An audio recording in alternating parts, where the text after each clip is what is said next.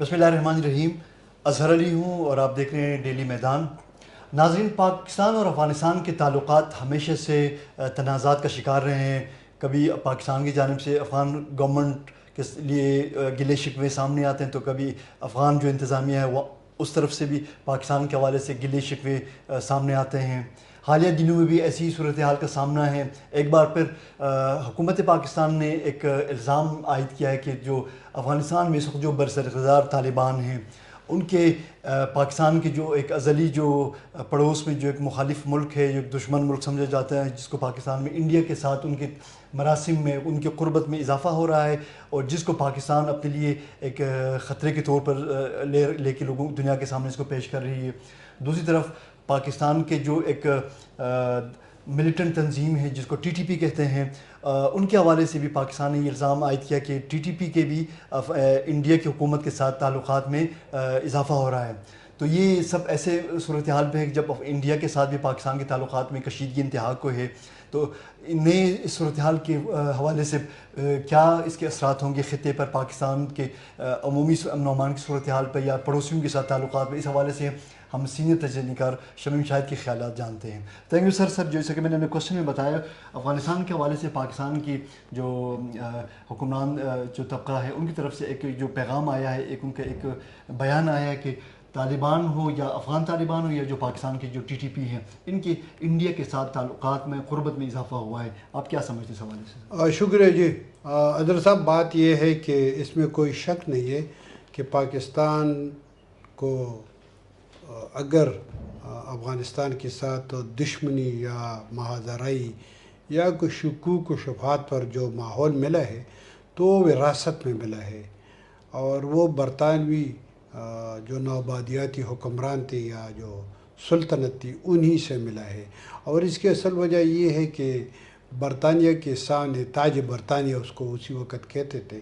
تاج برطانیہ کی اگر کسی نے صحیح طریقے سے مزاحمت کی ہے تو وہ افغانستان کی سرزمین پر اور افغان عوام نے کیے ہیں، چاہے وہ وہاں تھا یا یہاں پہ تھے، تو ان کی طرف سے ہوئی تھی. تو اسی وجہ سے ایک جو وراثت میں جو کیا کہتے ہیں جو مزاحمت یا جو مخالفت ملی ہے، تو پاکستان اسی پر ابھی تک عمل پیرا ہے. اور دونوں جانب سے مطلب وہاں پر بھی کچھ لوگ ہوں گے جو پاکستان کی مخالفت کر رہے ہیں، یہاں پر بھی کچھ لوگ حالانکہ موجود ہے جو افغانیوں کی آزاد خود مختار حیثیت تسلیم کرنے کے لیے تیار نہیں ہے. تو اسی وجہ سے یہ مسئلہ ہے. میں کبھی کبھی کہتا ہوں کہ اس دور میں یہ جو پچھلے 50 سال کا دور تھا جب افغانستان میں جنگ تھا اور افغانستان امریکی اتحادیوں کا سوویت یونین کے خلاف میدانی جنگ بنا ہوا تھا، تو اسی وقت سے پاکستان جو ہے، پاکستان نے لاکھوں ایک وقت میں کی جو افغان پاپولیشن، افغان مہاجرین کی آبادی تھی، یہ 50 لاکھ سے بھی تجاوز کر گئی تھی. مگر مجموعی طور پر میں کہتا ہوں، کبھی کبھی میں کہتا ہوں کہ 90% افغان ایسے ہیں جو اس دوران 1979 سے لے کے اب تک وہ کسی نہ کسی طریقے سے کوئی 2 دن کے لیے رہا ہے، کوئی 10 دن کے لیے رہا ہے، کوئی 40 سال کے لیے رہا ہے. تو 90% افغان ایسے ہیں جو پاکستان میں رہے ہیں. جبکہ اس کے برعکس ہندوستان میں، انڈیا میں افغان کی سب سے بڑی پاپولیشن جو تھی وہ 1992 کے بعد تھی، وہ 37,000 تھی. اب ہندوستان نے اس 37,000 میں میرے خیال میں آدھے سے زیادہ اپنے دوست بنا رکھے ہیں. اور پاکستان کی یہ جو 90% افغان تھے، کم از کم یہ اگر دیکھے تو 50 لاکھ میں سے پاکستان کوئی دوست نہ بنا سکا. تو یہ تو میرے خیال میں ہمیں خود سوچنا چاہیے کہ ہم نے حکمتیار جیسے بندے پر کافی سرمایہ کاری کی. ان کے لیے ہم نے مجددی کو خفا کیا تھا، گیلانی کو خفا کیا تھا، ربانی صاحب کو خفا کیا تھا، خالص کو خفا کیا تھا. اس کے باوجود وہ بھی ہمارا دوست نہیں ہے. تو میرے خیال میں ہمیں خود سوچنا چاہیے. اچھا شمیم صاحب، جیسے آپ نے بہت تاریخی حقائق کا آپ نے وہ کیا کہ ایک طرف تو افغانستان کی تقریباً پوری آبادی پاکستان کی میزبانی سے ان لوگوں نے استفادہ کیا، دوسری طرف انڈیا میں اگر وہ 30-40 ہزار افغان ادھر گئے ہیں تو انڈیا نے اس حد تک ان کو اپنے ہم نوا بنایا کہ وہ آج انڈیا کی زبان بول رہے ہیں، جبکہ پاکستان میں لاکھوں افغان آئے یہاں رہے، لیکن اس کے باوجود وہ پاکستان کے ساتھ ان کے دل میں ایک محبت کا وہ جذبہ پیدا نہیں ہو سکا. تو یہ پھر اس کی وجوہات کیا ہیں کہ سر اب ہمیں ذرا سوال مکمل ہونے دیں سر. تو جب حامد کرزئی صاحب افغانستان میں آئے، حالانکہ وہ جو ایک بون معاہدے کے نتیجے میں آئے تھے، اس معاہدے میں پاکستان کا کردار تھا. اس کے بعد پھر ڈاکٹر اشرف غنی صاحب آئے. کسی دور میں بھی پاکستان کا افغانستان کے حوالے سے نہ تو ادھر کا رویہ تبدیل ہوا، خیالات میں مثبت تبدیلی آئی، نہ ادھر سے. تو یہ وجہ کیا ہو رہا ہے پھر؟ وجہ یہ ہے، اصل وجہ یہ ہے کہ پاکستان کی پالیسی افغانستان میں ایسی ہے کہ پاکستان وہاں پر لڑاؤ اور حکومت کرو یا مفاد پورا کرو، اس پالیسی پر کار فرما ہے. جبکہ ہندوستان کی پالیسی یہ ہے کہ ہندوستان نے جو پارٹیشن سے پہلے تھا تو انہوں نے اس وقت بھی افغانستان میں انویسٹمنٹ کی تھی، افغانستان میں ویلفیئر کے کام کیے تھے، اس کے بعد بھی کیے ہیں. تو اسی وجہ سے انہوں نے کبھی بھی لڑاؤ نہیں کیا تھا. ان کی اور ان کے پالیسی میں یہ ہے. میں آپ کو ایک بات بتاؤں کہ افغان چاہے وہ پاکستان کے مخالف تھے یا دوست تھے مبینہ طور پر، ٹھیک ہے، میں کسی بھی افغان کو پاکستان کا مخالف نہیں سمجھتا ہوں، مگر یہ کہ ان کو ہم نے از خود مطلب ان کو دشمن بنا کے رکھا ہے. کبھی بھی انہوں نے پاکستان کی جو ہے برائی نہیں چاہیے. اگر آپ کو یاد ہو تو 1948 میں جب تقسیم ہوئی اور کشمیر پر جھگڑا شروع ہوا تھا تو اس وقت اس جھگڑے میں جانے والوں کے لیے پاس کوئی وہ نہیں تھا. تو افغانستان سے خاموشی سے ان کی مدد کی گئی تھی. جو قبائل تھے، جو دیر سے آئے تھے، جو وزیرستان سے آئے تھے، تو اس وقت ان لوگوں کی حیثیت یہ تھی کہ ان کے ساتھ ڈوئل نیشنلٹی تھی. یہ افغانستان کی بھی شہریت تھی، پاکستان، تو ان کو وہاں سے کافی تعداد میں لوگ ملے. اس کے بعد پھر جب یہ لوگ واپس آ گئے تو کچھ افغانستان واپس گئے تھے، ٹھیک ہے. پھر 1965 میں جب پاکستان اور ہندوستان کا جھگڑا ہوا تھا تو اس وقت مجھے یاد ہے کہ پاکستان کے جہازوں کو اڈے جو فراہم کیے گئے تھے وہ جلال آباد میں تھے. یہ ہم بھول گئے، بدقسمتی ہے کہ ہم بھول جاتے ہیں بہت جلد. 1971 میں جو مشرقی پاکستان کا اس میں برملا اس وقت کے ظاہر شاہ نے باقاعدہ طور پر پاکستان کی حمایت کا اعلان کیا تھا. اگر حمایت نہیں کی تھی تو کم از کم ہندوستان کے ساتھ انہوں نے تعاون بھی نہیں کیا تھا. مگر بدقسمتی یہ ہے کہ ہم بہت جلد بھول جاتے ہیں. ہم مطلب ہے جب ہم نے فیصلہ کیا ہے کہ ہم افغان ہمارے دشمن ہیں تو ہم نے بس دشمنوں کے سب میں لاکھ کھڑا کر دیا. اس وقت صورتحال یہ جو ابھی یہ چند روز پہلے جھگڑا تھا اس میں ٹھیک ہے طالبان نے کوئی برملا کوئی اعلان نہیں کیا تھا، مگر طالبان نے پاکستان کی مخالفت بھی نہیں کی تھی. مگر اب یہاں پر مطلب ایک منظم طریقے سے ایک منظم منصوبہ بندی کے ساتھ ہم پاکستان میں ایک جو ہے ذہنیت ہے، ایک طبقہ ہے، وہ یہ کوشش کر رہا ہے کہ افغانستان میں جو طالبان ہیں ان کو بھی اپنا دشمن قرار دیں، اور افغانستان میں جو پاکستانی طالبان ہیں ان کو ان کے ساتھ لا کھڑا کر دیں، دونوں کو دشمنوں کے ساتھ ملا کر دیں. اور میرے خیال میں یہ انتہائی خطرناک ہے. ہم مطلب ٹھیک ہے ہمارے طالبان کے ساتھ کوئی ہمدردی نہیں ہے، مگر طالبان کے ساتھ ہم دشمنی کے حق میں بھی نہیں ہیں. اچھا شمیم صاحب، ایک اور تاریخی بات جو کہ مختلف حلقوں میں یہ اس کا ذکر اکثر ہوتا رہتا ہے کہ افغانستان کے جو آخری جو کمیونسٹ حکمران تھے ڈاکٹر نجیب، جب 92 میں جو ایک معاہدہ ہوا تھا، جو افغان مجاہدین نے جا کے کابل میں اقتدار سنبھالا، تو وہ پھر وہاں کے اقوام متحدہ کے سفارت خانے میں اس نے جا کے اقوام متحدہ کے دفتر میں پناہ لی تھی. تو کہا جا رہا ہے کہ اس وقت حکومت پاکستان نے ان کو یہ آفر کی تھی کہ وہ آ کے پاکستان کے سفارت خانے میں پناہ لیں، جبکہ دوسری طرف ڈاکٹر نجیب نے خود ذاتی طور پر انڈیا کے سفارت خانے میں پناہ لینے کو اپنے لیے بہتر سمجھا، حالانکہ پھر انڈین سفارت خانے نے ان کو پناہ نہیں دی. تو اس حوالے سے آپ کے پاس کیا ہے؟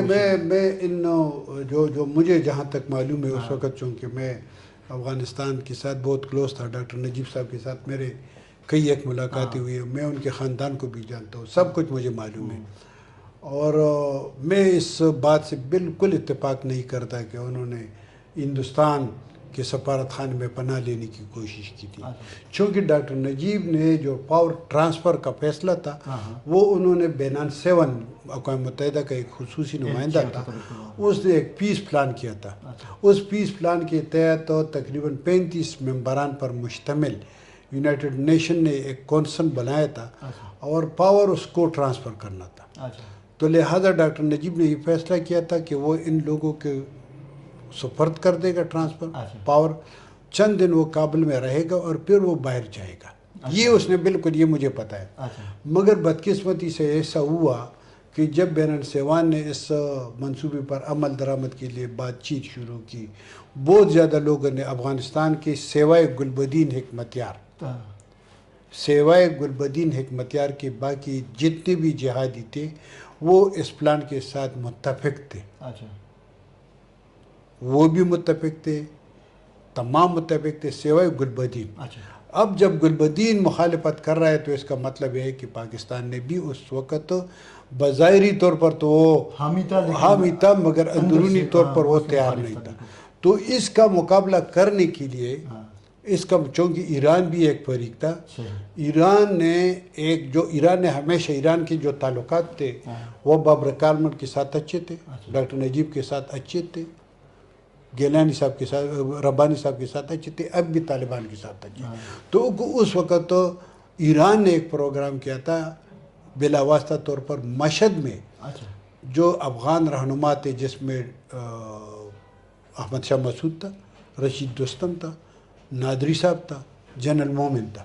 ان چاروں کے درمیان ایک مفاہمت ہوئی تھی اور ان چاروں نے اس بنیاد پر ایک UN پیس پلان کی مخالفت کرنا شروع کیا تھا, سبوٹاج کرنے کا پروگرام بنایا تھا کہ اگر حکمتیار آئے تو ہم حکمتیار کی مزاحمت کریں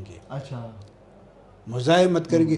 تو اسی بنیاد پر سب سے پہلے رشید دوستم کے لوگ جو تھے وہ پہلے سے کابل میں موجود تھے, انہوں نے احمد شاہ مسعود کے جو شورۂ نظار تھا, یہ نام کسی نے, یہ تو شورۂ نظار کے لوگوں کو اندر آنے دیا اور انہوں نے کابل ایئرپورٹ پر قبضہ کیا تھا.